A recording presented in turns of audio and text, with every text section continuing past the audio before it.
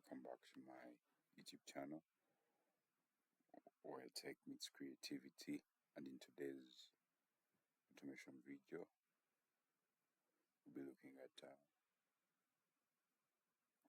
a switch statement in UiPath. In the previous video we did look at the if-else, right? And we found out that if-else comes in handy if you have more than two options or actions to take, because for the if-else it's only restricted to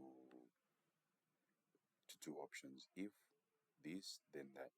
So we'll be looking at the switch using the same example, the same illustration. So I'll go ahead and open my switch workflow. So I'll just copy this as it is. I'll get my input dialog, paste it here.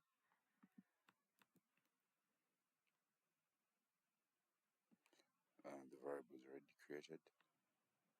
So now, instead of the if else, I'll come into my activities panel. Then I'll look for a switch. So I'll get my switch activity. So it takes in an expression, and then you're able to add in cases. So for the expression, we're taking in social media. Then for the different cases, if it is TikTok,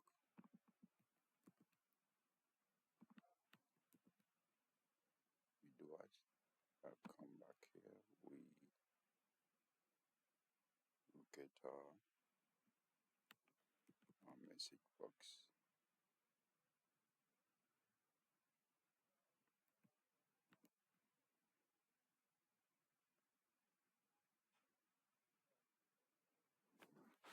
So just add another case. Then this will be Facebook.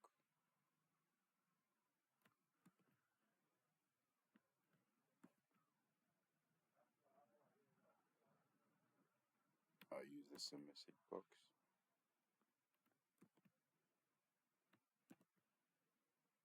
I'll add another case.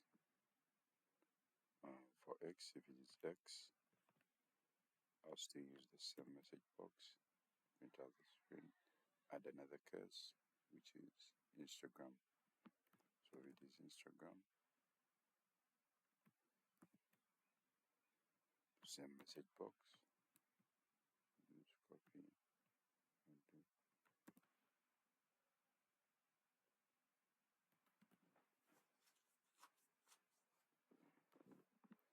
And then for the default value, we could say no choice was made. I change this to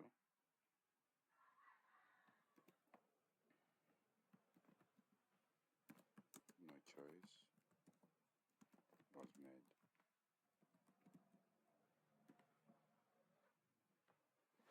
Honestly, if you were to compare this flow and this,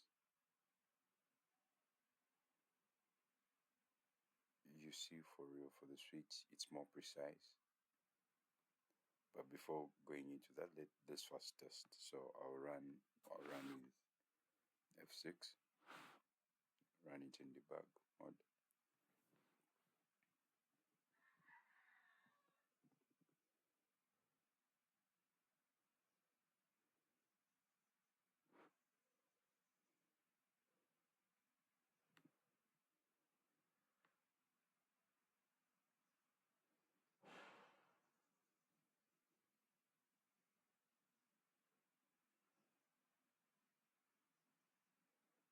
So say what's your best app?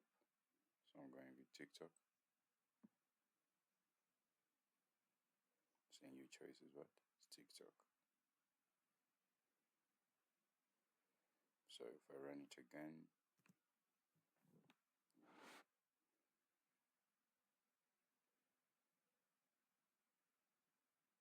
and I select a different option, let me say X, and so it says your choice is X. If I run again and I select nothing,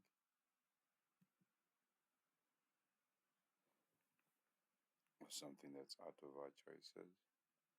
So I'll just select nothing, and you tell me no choice was made. So that's it for the switch. You can see that switch is really precise, very readable compared to the else if, but they do serve the same purpose in terms of output. You get the same purpose whether you use the else if or switch. So it's up to you as the RPA developer to choose any that you want to go with. So if you did find this video useful, drop a comment, drop a like, share, and please subscribe to my YouTube channel. I'm out. See you in the next video.